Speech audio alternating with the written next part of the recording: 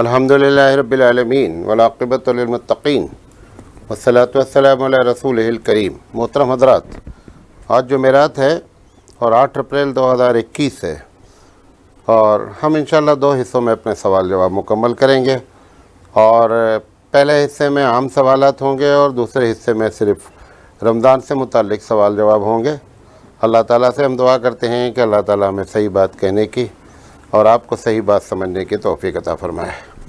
کسی بہن نے پوچھا ہے کہ آپ نے اپنی تقریر میں یہ بات کہی کہ عبدالقادر جیلانی رحمۃ اللہ علیہ کی جو کتاب غنیۃ الطالبین ہے، اس میں بہت سی باتیں جو ہے وہ گڑھی ہوئی ہیں اور بہت سی باتیں جھوٹی لکھی ہیں۔ میں نے پوری بات یہ کہی ہے کہ عبدالقادر جیلانی رحمۃ اللہ علیہ ایک بہت ہی اونچی شخصیت کے مالک ہیں، بہت اللہ والے آدمی ہیں۔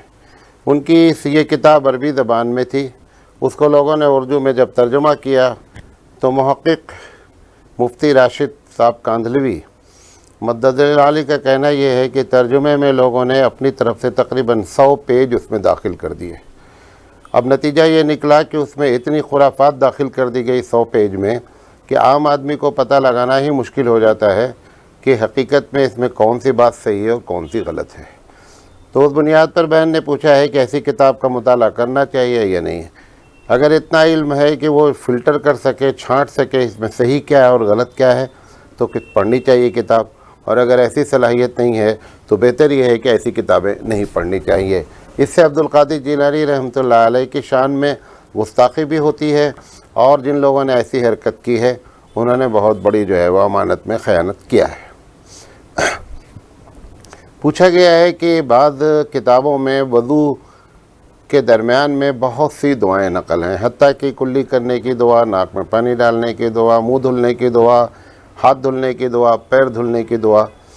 تو کیا یہ ساری دعائیں مسنون ہیں؟ اس میں آپ کو ایک بنیادی بات بتا دیں، اس میں جتنی بھی دعائیں ہیں، ایک کو چھوڑ کر یا 2 کو چھوڑ کر، ایک دعا وہ ہے جو شروع میں بسم اللہ کی بات ہے، اور ایک آخر میں جو کلمہ شہادت پڑھنے کی بات ہے۔ اس کے علاوہ جتنی بھی دعائیں بیان کی گئی ہیں کوئی بھی صحیح حدیث سے ثابت نہیں ہے، اور جتنی دعا بیان کی گئی ہے اگر کوئی آدمی اتنی دعا پڑھ کر وضو کرتا رہے گا تو کم سے کم 12 سے 13 منٹ چاہیے اس کو ایک وضو کرنے کے لیے۔ اگر نماز کھڑی ہے تو انشاءاللہ نماز جماعت ملنا ہی نہیں اس کو۔ لہذا وہ ساری حدیثیں جو ہے وہ ضعیف ہیں جو میرے علم میں ہیں۔ اگر کسی کو اس میں سے کوئی صحیح حدیث معلوم ہو جائے تو مجھے ضرور بتائیں، میں پھر اس کا ذکر انشاءاللہ اپنے اگلے بیان میں کروں گا۔ پوچھا گیا ہے کہ کوئی آدمی اپنی ذاتی زندگی کے لیے کتنا قرض لے سکتا ہے اور کن کن صورتوں میں آدمی کسی سے قرض لے سکتا ہے۔ دیکھیں، لوٹانے کی غرض سے، لوٹانے کی نیت سے کوئی بھی آدمی کتنا بھی قرض لے سکتا ہے، اگر اس کو سامنے والا دے رہا ہے تو قرضہ لے سکتا ہے۔ نمبر 1 ہونا یہ چاہیے اصولی طور پر، اس پر کوئی قرآن حدیث نہیں ہے، اصولی طور پر ہونا چاہیے کہ اتنا قرض لے آدمی کہ اگر مر جائے تو اس کی پراپرٹی سے اس کے قرضہ کو ادا کیا جا سکے۔ نمبر 2 نمبر 3 کن کن صورتوں میں قرض لیا جا سکتا ہے۔ قرض جو ہے شو مارنے کے لیے، قرض فضول خرچی کے لیے، اور قرض لیگزری لائف کے لیے لینا قطعی جو ہے وہ صحیح نہیں ہے۔ آدمی اپنی ضرورت کے لیے قرض لے، اللہ کے رسول صلی اللہ علیہ وسلم نے بھی ایک مرتبہ نہیں کئی مرتبہ اپنی ضرورت کے لیے یا مسلمانوں کی ضرورت کے لیے یا اسلامی فوجوں کی ضرورت کے لیے قرض لیا گیا ہے۔ لہذا تینوں ضرورتیں ضرورت ہیں، اس کے لیے قرض لیا جا سکتا ہے۔ یہ جو شادی بیاہ میں لوگ قرض لیتے ہیں، یہ سارا کا سارا جو قرضہ ہے یہ حقیقت میں شرعی، کیونکہ جب شریعت شادی میں خرچہ کرنے کی بات ہی نہیں کرتی ہے تو وہ اس کو ضرورت کیوں مانے گی؟ لہذا یہ جو قرضہ لیا جاتا ہے شرعی لحاظ سے صحیح نہیں ہے، لیکن میں یہ نہیں کہوں گا کہ وہ گنہگار ہے۔ پوچھا گیا ہے کہ اچھا، یہ ایک سوال بار بار آیا ہے، انشاءاللہ روزے پر ہم جب بات کریں گے تو بات کر لیں گے۔ پوچھا گیا اگر کوئی ہمارا مقروض ہو تو یہ ایک شکل ہے، میں سبب مختصر کر دیتا ہوں۔ بعض لوگ کسی کو قرضہ دے دیتے ہیں، 2 4 10 20 50 ہزار لاکھ جو بھی دے دیتے ہیں، اب کچھ دن کے بعد معلوم ہوتا ہے کہ یہ بندہ ہمارا قرضہ واپس نہیں کر سکتا۔ اب یہ جس نے قرضہ دیا ہے یہ مالدار آدمی ہے، اس کو 10,000 روپے اس نے قرضہ دیا ہے اور 10,000 روپے اس کو زکوٰۃ بھی دینی ہے، تو لوگ کیا کرتے ہیں کہ چلو یار وہ قرضہ واپس نہیں کر رہا ہے، ہم زکوٰۃ کی نیت کر لیں گے۔ تو پوچھا گیا کیا ایسا کرنا جائز ہے؟ قطعی جائز نہیں ہے۔ جس وقت بندے نے قرضہ دیا ہے اس وقت اس کی نیت قرضہ دینے کی تھی، زکوٰۃ دینے کی نہیں تھی۔ اگر وہ اس وقت یہ نیت کر لیتا کہ یہ بندہ لے تو رہا ہے لیکن واپس نہیں کرے گا، لہذا میرے اوپر زکوٰۃ ہے، میں زکوٰۃ سمجھ کے دے دیتا ہوں، تب تو زکوٰۃ ادا ہو جائے گی۔ اور اگر وہ سمجھ کر دیا ہوتا اور پھر وہ واپس کر دیتا تو کسی دوسرے مستحق کو وہ زکوٰۃ دیتے، بات ختم ہو جاتی۔ تو اس طریقے سے کرنا جائز نہیں ہے، ایک شکل۔ اب دوسری شکل پوچھا گیا ہے کہ مولانا صاحب اس کو ہم زکوٰۃ دے دیں اور زکوٰۃ دینے کے بعد پھر اس سے کہیں کہ بھائی اب تمہارے پاس پیسہ آ گیا ہے، تم میرا قرضہ واپس کر دو۔ اگر ایسا کیا جائے تو یہ جائز ہے، اس سے کہا بھی جا سکتا ہے، دوسرے کے ذریعے بھی کہلایا جا سکتا ہے کہ دیکھو تم ان کا قرضہ واپس نہیں کر رہے ہو، وہ زکوٰۃ دوسرے کو دینے کے بجائے تم کو زکوٰۃ دے دیں گے، اب جب تمہارے ہاتھ میں زکوٰۃ آ جائے تو تم ان کا قرضہ واپس کر دو، ایسا کیا جا سکتا ہے۔ پوچھا گیا اسلامی نظام کو قائم کرنا فرض ہے کیا؟ سوال ہے۔ دیکھیں دو چیزیں ہیں، مسلمان اس دنیا میں آیا ہے اسلامی نظام قائم کرنے کے لیے پیدا ہوا ہے۔ کم سے کم دو چیزیں کوشش کرتے رہنا چاہیے اور نظریہ سے کبھی بھی گو اپ نہیں ہونا چاہیے، نظریہ چھوڑنا نہیں چاہیے۔ اگر نظریہ بھی ختم ہو گیا اور کوشش بھی ختم ہو گئی تو یہ اپنے ایمان کی خیر منائے۔ دونوں چیزیں بیک وقت رہنی چاہیے، نظریہ بھی رہنا چاہیے، اسلام غالب ہونے کے لیے آیا ہے اور اسلام اس کے لیے کوشش کرتے، قائم ہو یا نہ قائم ہو یہ اللہ کے ہاتھ پہ ہے، کیونکہ قرآن مجید کہتا ہے کہ وَأَنَّ سَعْيَهُ سَوْفَ يُرَىٰ، لوگ قیامت میں اپنی کوشش دیکھیں گے، نتیجہ نہیں دیکھیں گے، آپ کوشش کرتے رہیں۔ پھر دوسرا سوال کیا گیا ہے کہ اگر اسلامی نظام کو چھوڑ کر کسی غیر نظام کا سپورٹ کوئی کرتا ہے، یہ ہمارے نزدیک حرام ہے۔ دیکھیں ایک ہوتا ہے سرکار کا سپورٹ کرنا، ایک ہوتا ہے سرکاری نظریے غیر اسلامی نظریے کا سپورٹ کرنا۔ غیر اسلامی نظریے کا مسلمان کبھی بھی سپورٹ نہیں کر سکتا ہے۔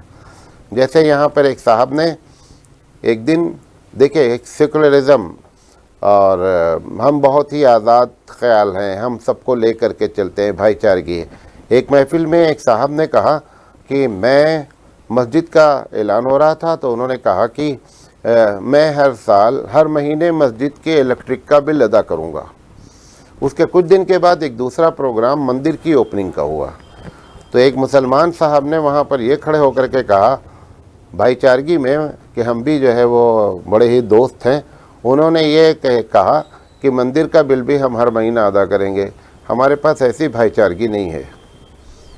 یہاں پر کفر اور اسلام کا مسئلہ ہوتا ہے تو کفر ایک الگ راستہ رکھتا ہے، اسلام ایک الگ راستہ۔ انسانیت کے ناطے وہ بھوکے ہیں، ذمہ داری ہم ان کو کھلائیں، کپڑے نہیں ہیں، ذمہ داری ہم ان کو پہنائیں، ان پر ظلم ہو رہا ہے، ذمہ داری ہے کہ ہم ان کی مدد کریں، یہ ساری چیزیں داخل ہیں۔ لیکن جہاں تک عبادت اور عقیدے کا تعلق ہوگا وہ مشرق اور مغرب کی دنیا ہے، لہذا ان دونوں میں بھائی چارگی کا مطلب یہ قطعی نہیں ہوتا ہے۔ وہ اپنی جگہ خوش رہیں، عبادت کریں، جیسے کریں، ہمیں اس میں بھی انٹرفیئر نہیں کرتے ہم، لیکن یہ کہ ہم اس عبادت میں سپورٹ کریں، ان کے اس نظام میں سپورٹ کریں، یا ایک کوئی ایسا جیسے سیکولرزم ہے یا یہ سیکولرزم کے بجائے جو کیپٹلزم ہے یا مارکزم ہے، ایسے نظام کا بندہ سپورٹ کرے اور اس کے لیے کوشش کرے اور اس کے لیے عہدہ حاصل کرے، یہ اسلامی لحاظ سے قطعی جائز نہیں ہے۔ پوچھا گیا ایک شخص قرضہ لے کر دکان چلاتا ہے لیکن اچانک اس کی موت ہو گئی تو قرضے کی ادائیگی کا کیا حکم ہے؟ قرضے کی ادائیگی کا حکم یہ ہے کہ جب وہ مر گیا بندہ تو اس کے پاس جو وراثت ہے اس کی سب سے پہلے اس کی تجہیز و تکفین کا مسئلہ حل کیا جائے گا، اور کرنے کے بعد جو پیسہ اس کا بچا ہے اس کا قرضہ ادا کیا جائے گا، اور اس کے بعد اس کی اگر کوئی وصیت ہوگی تو پوری کی جائے گی، اور چوتھے نمبر پھر وارثین جو ہے وہ قرضہ بانٹیں گے، وہ وارث جو ہے وہ وراثت اپنی لے لیں گے۔ لیکن اگر خدا نخواستہ اس بندے کے پاس کچھ پیسہ ہی نہیں ہے تو جو وارثین کو حصہ ملتا اسی شیئر کے لحاظ سے ان کو قرضہ بھی ادا کرنا ہے۔ پوچھا گیا ہے کہ ایک مسجد میں جنریٹر ہے اور دوسری مسجد والے اس جنریٹر کو استعمال کرتے ہیں، تو کیا ایسا کرنا جائز ہے؟ دیکھیں جب کوئی چیز کسی مسجد کے لیے پرٹیکولر مسجد، خاص مسجد کے لیے وقف کر دی جاتی ہے تو اس مسجد کی چیز دوسری جگہ استعمال نہیں ہو سکتی ہے اسی مسجد کے لیے، کیونکہ وقف کرنے والی کی نیت اس مسجد میں ہے، لہذا اس کو ایسا نہیں کیا جا سکتا ہے۔ ہاں جنریٹر خراب ہو گیا یا یہ کہ 2 جنریٹر ہو گیا ہے، یہاں پڑا سڑ رہا ہے، تو کمیٹی والے بیٹھ کر فیصلہ کر کے، اور بہتر یہ ہے اگر کسی ایک شخص نے دیا ہے جنریٹر تو اس سے مشورہ کر کے کسی دوسری مسجد میں منتقل کر دیں، لیکن عمومی حالت میں ایسا نہیں کیا جا سکتا۔ پوچھا گیا ہے کہ شیعہ حضرات کو زکوٰۃ دینا کیسا ہے؟ شیعہ اپنے آپ کو سید کہتے ہیں، سید کو زکوٰۃ دینا ویسے بھی جائز نہیں ہے، یہ آپ کو بتا دیں۔ نمبر 1، سید ہیں یا نہیں ہیں یہ ایک الگ میٹر ہے، لیکن وہ کوئی بھی شیعہ، ہر شیعہ اپنے نام کے آگے کیا لکھتا ہے؟ سید، چاہے وہ جو کچھ بھی ہو۔ بہرحال تو ایک وجہ تو یہ ہو گئی کہ جو آدمی اپنے آپ کو سید کہتا ہے اس کو زکوٰۃ نہیں دی جا سکتی۔ اور اگر شیعہ کوئی ایسا ہے جو حضرت عائشہ، حضرت حفصہ، ابو بکر، عمر، عثمان رضی اللہ تعالیٰ عنہم اجمعین، ان لوگوں کو کافر جانتا ہے، ان کو گالیاں دیتا ہے نعوذ باللہ، تو پھر ایسے شخص کو بھی زکوٰۃ قطعی نہیں دی جا سکتی ہے۔ شیعہ کا ایک طبقہ ایسا ہے جو اپنے آپ کو یہ کہتا ہے کہ حضرت علی ابو بکر سے افضل ہیں، اگر صرف اتنا کہتا ہے اور بقیہ سارے مسائل میں کوئی اختلاف نہیں کرتا ہے، کسی بھی صحابی کو کافر نہیں کہتا ہے، اور ایسا شخص اگر پریشان ہے اور وہ اپنے آپ کو سید نہیں مانتا ہے تو پھر اس کو زکوٰۃ دی جا سکتی ہے۔ پوچھا گیا ہے کہ اگر کوئی بچہ کسی عورت کا دودھ پی لیا تو کیا اس کی بیٹی سے وہ شادی کر سکتا ہے کہ نہیں؟ اب دونوں یہ دودھ شریک بہن بھائی ہو گئے ہیں، شادی نہیں ہو سکتی ہے۔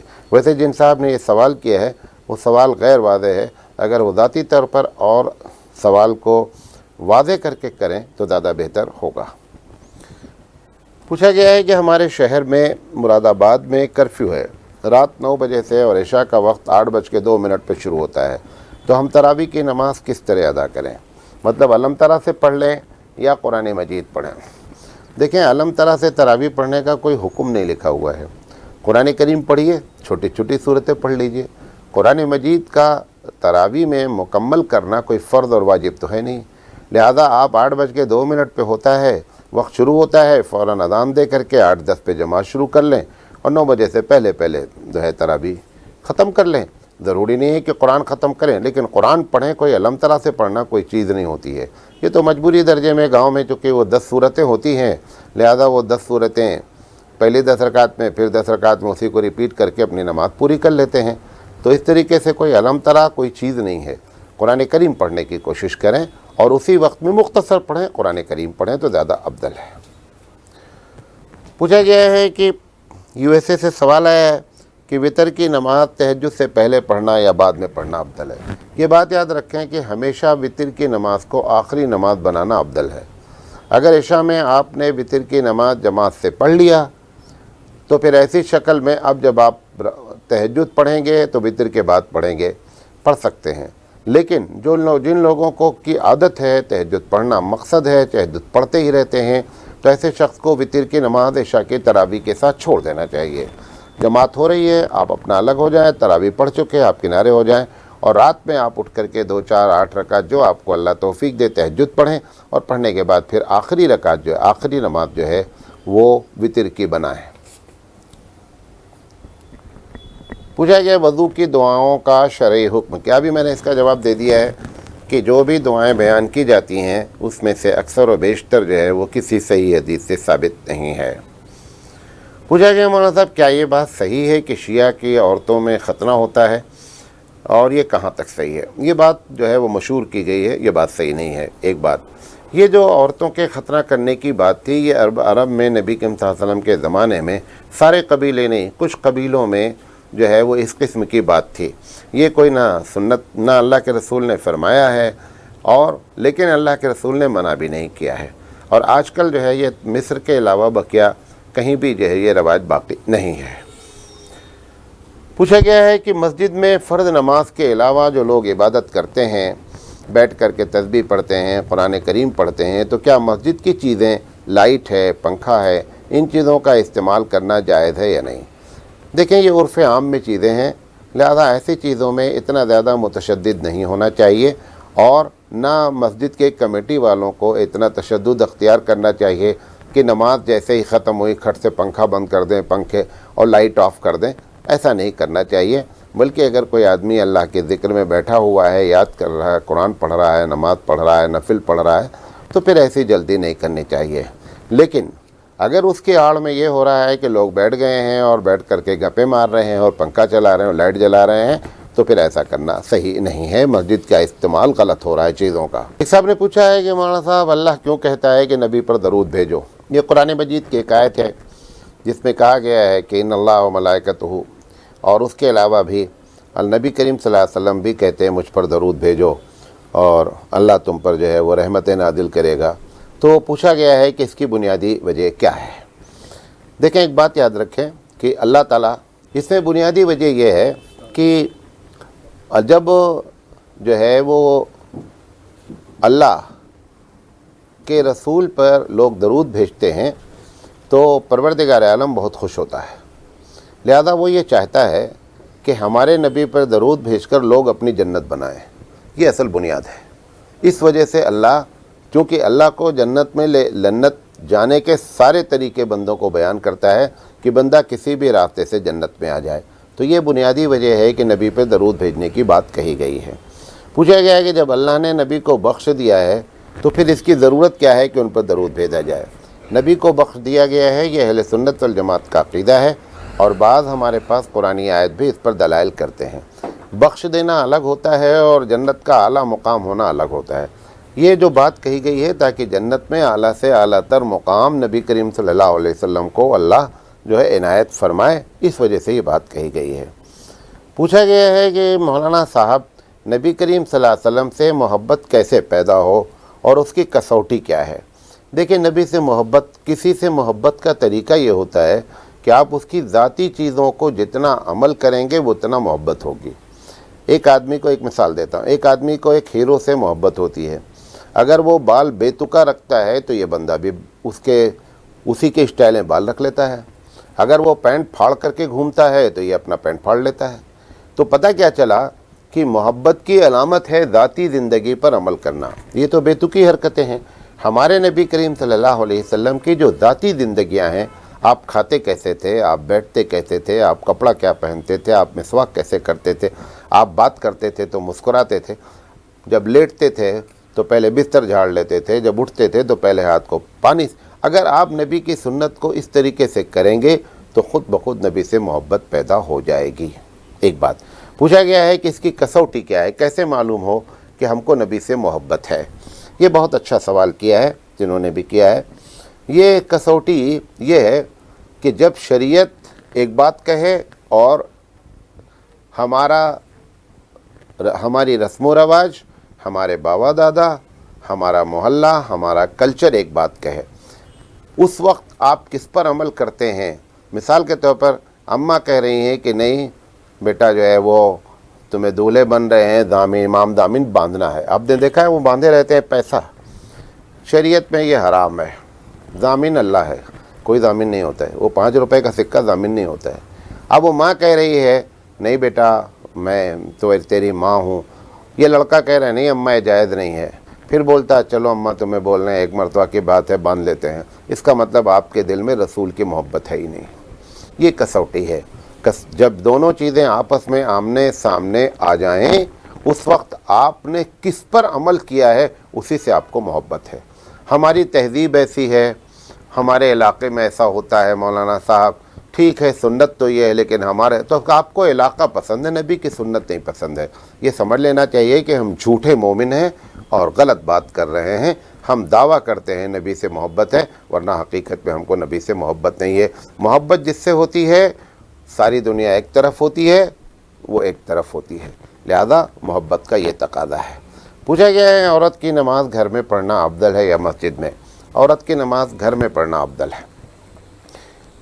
اور پوچھا گیا ہے کہ حضرت عائشہ رضی اللہ تعالیٰ عنہ نے جو یہ فرمایا کہ اللہ کے رسول صلی اللہ علیہ وسلم اگر آج حالت دیکھ لیتے جیسی عورتوں کی ہے تو مسجد میں آنے سے منع کر دیتے، یہ حدیث کس کتاب میں لکھی ہے؟ یہ مسلم شریف کی روایت ہے۔ لیکن ایک بات آپ کو یہ بتا دیں کہ یہ شاید ہماری بات کو سن کر کے یہ سوال کیا گیا ہے۔ بہرحال میں کوئی بددنی نہیں، لیکن میں اس کا جواب دوں۔ حضرت عائشہ صدیقہ رضی اللہ تعالیٰ عنہ نے فرمایا کہ جیسے عورتیں اس وقت مسجد میں آ رہی ہیں، اگر اللہ کے رسول دیکھ لیتے تو اس کو منع کر دیتے۔ یہ مسلم شریف کی صحیح روایت ہے۔ لیکن اس میں جو ایک بات بہت اہم ہے جو ایک دم بیان نہیں کی جاتی، وہ آپ کو بتانا چاہتا ہوں کہ حضرت عائشہ صدیقہ رضی اللہ تعالیٰ عنہا نے یہ کہنے کے باوجود کبھی یہ فتویٰ نہیں دیا کہ مسجد میں آنا ناجائز ہے۔ یہ اصل بات ہے، اس کو بیان نہیں کیا جاتا ہے۔ حضرت عائشہ صدیقہ رضی اللہ تعالیٰ عنہ نے یہ بات کہی صحیح ہے، لیکن اس کے بعد ان کو فتویٰ کیا دینا چاہیے تھا؟ فتویٰ دینا چاہیے تھا کہ اے مدینے کی عورتوں، اب تمہارا مسجد میں آنا قطعی جائز نہیں ہے، مکروہ ہے، حرام ہے، جو کچھ بھی، نہ کسی کو منع کیا گیا اور نہ فتویٰ دیا گیا۔ یہ ان کا اپنی ایک ذاتی بات تھی کہ یہ ایسے عورتیں اچھے لباس پہن کر آنے لگیں، خوشبو لگا کر ہو سکتا آنے لگی ہوں، کوئی ایک بات انہوں نے دیکھی جس کی وجہ سے بات کہی۔ اور میں ایک بات اور کہنا چاہتا ہوں کہ حبیب مصطفیٰ صلی اللہ علیہ وسلم شرعی امور میں، لفظ میرا پکڑیے گا اور بات غور سے سنیے گا، نبی کریم صلی اللہ علیہ وسلم جو شرعی معاملات ہوتے ہیں اس میں کوئی الل ٹپ باتیں نہیں کرتے ہیں۔ جو اللہ تعالیٰ بولتا ہے، جو اللہ تعالیٰ بتاتا ہے، وہ باتیں کرتے ہیں۔ نبی کریم صلی اللہ علیہ وسلم سے کو یہ بات کہنے کی ضرورت ہی نہیں تھی کہ عورتیں مسجد میں آویں۔ اگر یہ معلوم تھا کہ آنے والے دن میں یہ نہایت خطرناک ہو جائیں گی تو پہلے دن سے ہی منع کر دینا تھا، لیکن اس کے باوجود اللہ کے رسول صلی اللہ علیہ وسلم کے زمانے میں ہر نماز میں مسجد میں عورتیں پابندی سے آتی تھیں، لازم کسی پر نہیں تھا۔ نمبر ایک، فضیلت کبھی بیان نہیں کی گئی کہ مسجد میں آ کر عورت کا نماز پڑھنا افضل ہے، لیکن یہ ضرور کہا گیا کہ شوہرو، اگر تمہاری عورتیں مسجد میں آنے کی اجازت مانگیں تو تم کو یہ رائٹ نہیں ہے کہ تم ان کو منع کر دو۔ یہ بات بھی کہی گئی ہے، لہذا پوری بات سمجھیں۔ ایک بات، دوسری بات یہ ہے کہ مسجد میں جہاں تک عورتوں کا تعلق ہے، خاص کر جمعہ میں یا جب دروس ہوتے ہیں، جب تقریر ہوتی ہے، یہ ایک ان کی ضرورت ہے، کیونکہ دین سے دن پر دن وہ دور ہوتی جا رہی ہیں اور کوئی ذریعہ ایسا نہیں ہو رہا ہے کہ عورتوں میں دین کی سمجھ پیدا ہو۔ لہذا جہاں پر سہولت ہے، میں نے اپنی مسجد میں الحمدللہ اعلان کیا، یہاں سب کچھ سہولت ہے۔ مسجد میں آنے کا راستہ الگ ہے، مسجد میں ان کا ٹوائلٹ الگ ہے، ان کا باتھ روم الگ ہے، ان کا وضو خانہ الگ ہے، حتیٰ کہ ان کے بچے کے پیمپر باندھنے کے لیے ہم نے الگ سے جگہ رکھی ہے، اور ابھی تیاری کر رہے ہیں کہ اس میں ایک چھوٹا سا پلے روم ہوگا کہ چھوٹے بچے اس پلے روم میں رکھے جائیں تاکہ ان کی نماز میں، ان کی تقریر سننے میں کوئی ڈسٹرب نہیں ہو۔ اگر مسجد میں جیسے عرب دنیا میں ہوتا ہے، اگر ایسا انتظام ہے تو پھر مسجد میں عورتیں جائیں اور جا کر کے دین سیکھیں، دین سیکھنے کی غرض سے جائیں، فضیلت حاصل کرنے کی غرض سے نہیں جائیں۔ عورت کا مسجد میں نماز پڑھنا افضل نہیں ہے۔ پوچھا گیا ہے کسی کے پیٹھ پیچھے قرآن پاک کی تلاوت منع ہے کیا؟ دیکھیں غور سے سن لیں، ایک ہوتا ہے شرعی حکم، ایک ہوتا ہے عرف عام۔ عرف عام یہ ہوتا ہے جیسے بھارت ہے، یہ ایشیا کا جو علاقہ ہے، اس علاقے میں قبلے کی طرف پیر کر کے لیٹنا، قرآن مجید کسی کے پیچھے بیٹھ کر کے پڑھنا، یہ یہاں کے علاقے میں ایک بری چیز مانی جاتی ہے، اور یہ جو بری چیز مانی جاتی ہے یہ شریعت کے مخالف نہیں ہے۔ دونوں جملے یاد رکھیں۔ بہت سی سوسائٹی کی چیزیں ہوتی ہیں اور وہ سوسائٹی کی چیزیں دیکھنے میں اچھی ہیں لیکن شرعی لحاظ سے وہ ٹکراتی ہیں، تب ہم ان چیزوں کو اچھا نہیں مانتے۔ لیکن اگر کوئی اچھی چیز ہے اور وہ شریعت سے ٹکراتی نہیں ہے تو عوام کو چاہیے کہ اس کلچر کو اختیار کریں۔ کیوں؟ اگر آپ کسی قبلے کی طرف پیر کر کے لیٹیں گے تو لوگ آپ کے بارے میں غلط رائے رکھیں گے۔ یہ ایک الگ بات ہے، قبلے کی طرف پیر کر کے نہ لیٹو، ایسی کوئی حدیث نہیں ہے۔ نمبر 1، کسی کے قرآن کے پیچھے بیٹھ کر نہ پڑھو، ایسی کوئی حدیث نہیں ہے۔ لیکن عرف عام میں یہ ادب کے خلاف ہے، لہذا عرف عام جو کلچر ہے، عرف عام سے مراد جو کسٹم ہے، جو کلچر ہے، اگر وہ شریعت کے خلاف نہیں ہے تو مسلمانوں کو چاہیے کہ اس کو اڈاپٹ کرنا چاہیے، اس میں کوئی پرابلم نہیں۔ مثال کے طور پر ایک مثال دیتا ہوں، کرناٹک کے لیے، تمل ناڈو کے لیے، آندھرا کے لیے، کہ یہاں پر ایک کلچر ہے کہ اگر کسی کو پیر لگ جاتا ہے تو وہ اس کو سوری بولتا ہے، یو پی میں کسی کو پیر لگ جائے تو برا نہیں مانتے ہیں، وہ جاتے رہتے ہیں۔ اگر یو پی کا آدمی کرناٹک آیا ہے اور اس کو معلوم ہو گیا ہے کہ یہاں پہ پیر لگنے پہ برا مانا جاتا ہے تو اس یو پی کے آدمی کو چاہیے کہ اس کرناٹک کے کلچر کو اڈاپٹ کرے. کیونکہ یہ عرف عام ہے, ان کا کلچر ہے, اور وہ چیز شریعت کے خلاف نہیں ہے. اسی طریقے سے یہ بات ہے جو میں نے آپ کو سمجھانے کی کوشش کی. واللہ عالم. پوچھا گیا ہے قرآن کی تلاوت کے وقت جوتے اتارنا ضروری ہے کیا؟ یہ آپ کو ایک مزے کی بات بتائیں کہ ایک مرتبہ ہم دبئی میں پروگرام کر رہے تھے ون ورلڈ ٹی وی پر, اور ہم ایسے بیٹھے ہوئے تھے اور ایک بہت بڑے عالم بھی بیٹھے ہوئے تھے, مجھے معلوم نہیں تھا, اور حامد غامدی صاحب بیٹھے ہوئے تھے, اور میں جانتا نہیں تھا کہ حامد غامدی ہیں, کیونکہ جب ہم اسٹوڈیو میں داخل ہوئے تو آدھا منٹ باقی تھا, ہم لیٹ ہو گئے. وہ پہلے سے بیٹھے ہوئے تھے اور کیمرے لگے ہوئے تھے, اور فوراً پروگرام شروع ہو گیا کیونکہ آدھا منٹ باقی تھا. پروگرام لائیو چل رہا تھا, تو جو ویڈیو جو لگا ہوا تھا وہ اس طریقے سے لوکیشن پہ لگا تھا کہ ہمارے پیر جو ہے وہ لائیو میں جا رہے تھے کہ یہ لوگ پیر پھیلا کر کے کرسی پر جوتا پہنے ہوئے بیٹھے ہوئے ہیں. تو اسی درمیان میں ایک صاحب نے یورپ کے کسی کنٹری سے, انہوں نے وہاں سے سوال کیا. لائیو چل رہا تھا, لائیو سوال بھی چل رہا تھا, تو وہ کمرے میں پورے میں اسپیکر لگے تھے, کوئی بھی ذرہ بھی اگر آپ کریں گے تو فوراً آواز آئی. تو انہوں نے سوال کیا, اور سوال اس وقت انہوں نے نام لے کر کے کیا, حامد غامدی صاحب تھے. اب مجھے معلوم ہوا کہ یہ جو بندہ بیٹھا ہوا ہے میرے بغل میں یہ حامد غامدی ہیں. تو انہوں نے کہا میں حامد غامدی صاحب سے, کیونکہ میں ان کے مقابلے میں بہت چھوٹا سا طالب علم تھا, یہ آج کے 15 سال پہلے کی بات ہے. تو انہوں نے سوچا کہ استاد سے بات کی جائے. تو وہ سوال کیا انہوں نے کہ آپ لوگ قرآن کا باتیں کر رہے ہیں, اسلامی باتیں کر رہے ہیں, اور چپل پہن کر بیٹھے ہوئے ہیں, تو یہ تو ادب کے خلاف ہے. تو حامد غامدی صاحب سے جب سوال کیا گیا, آج بھی ریکارڈڈ ہوگا کہیں نہ کہیں, تو حامد غامدی صاحب جو ہے وہ فوراً جو ہے جواب بن نہیں پڑا ان سے. میں سمجھ گیا کہ صاحب یہ جواب نہیں آ رہا ہے. تو میں نے, انیق صاحب ہوتے تھے جو کیمرہ مین تھے, جو کنیکٹ کر رہے تھے, تو میں نے کہا کہ آپ, اشارہ کیا میں نے کہ آپ کیمرہ میری طرف کریں. انہوں نے میری طرف کیا کیمرہ. تو میں نے کہا کہ یہ چھوٹا سا سوال ہے, آپ استاد سے بات کر رہے ہیں, میں آپ کو جواب دیتا ہوں. ہم نے کہا اللہ کے رسول صلی اللہ علیہ وسلم نے نماز کئی مرتبہ جوتا پہن کر پڑھی ہے. اب جوتا پہن کر جب نماز پڑھی گئی تو اس کا مطلب اللہ کے دربار میں حاضر ہوا جوتے کی حالت میں. اگر جوتا پاک ہے تو اللہ کے رسول, اگر جوتا پاک ہے, اگر نماز پڑھ سکتے ہیں, تو ہم جوتا پہنے ہوئے ہیں, چپل پہنے ہوئے ہیں, تو ہم پروگرام بھی کر سکتے ہیں. لہذا یہ کوئی ادب کے خلاف نہیں ہے. لیکن اگر عرف عام میں ایسا ہے تو اس کا خیال رکھنا چاہیے. وہ تو چونکہ اس وقت جواب دینا تھا, لائیو کا معاملہ تھا, جواب دینا ہی دینا تھا. لیکن میں ادباً یہ کہنا چاہتا ہوں کہ جیسے قرآن کی تلاوت کر رہا ہو, کوئی بھی اسلامی لٹریچر پڑھ رہا ہو, تو بہتر ہے کہ جوتا اتار. لیکن اگر جوتا اتارنے کا سسٹم ہی نہیں ہے تو پھر کوئی یہ گلٹی فیل نہیں کرے کہ میں گناہ کا کوئی کام کر رہا ہوں. پوچھا گیا ہے کہ نماز فجر کی سنت کی قضا پڑھ سکتے ہیں. ویسے آپ کو بتا دیں, اصول یہ ہے کہ سنت کی کوئی قضا نہیں ہوتی ہے, لیکن فجر کی سنت کی بڑی اہمیت بیان کی گئی ہے. اگر فجر کی سنت کسی کی چھوٹ جائے تو اسی دن کے زوال سے پہلے اگر وہ پڑھنا چاہے تو پڑھ سکتا ہے. پوچھا گیا اگر گھر میں تراویح پڑھی جا رہی ہے جس میں کچھ مرد حضرات ہوں اور کچھ خواتین ہوں, تو کیا دونوں کے درمیان میں پردہ لٹکانا ضروری ہے؟ نبی کریم صلی اللہ علیہ وسلم کے زمانے میں 3 طریقے کی صف ہوتی تھی. پہلی صف سے مراد 1 2 3 4 بھی ہو سکتی ہے. پہلے جو گروپ ہوتے تھے صف کے وہ مردوں کے ہوتے تھے. اس کے بعد تھوڑا سا گیپ ہوتا تھا, گیپ کوئی پردہ نہیں ہوتا تھا. اس کے بعد بچوں کی صف ہوتی تھی. بچوں کے صف کے بعد پھر عورتوں کی صف ہوتی تھی, اور اس کے درمیان میں کوئی پردہ نہیں ہوتا تھا. لہذا اگر یہ کوئی کہتا ہے کہ پردہ کرنا لازم ہے تو یہ صحیح نہیں ہے. اگر احتیاطی طور پر کوئی آدمی پردہ لٹکا لیتا ہے مردوں اور عورتوں کے درمیان میں تو یہ بہتر ہے.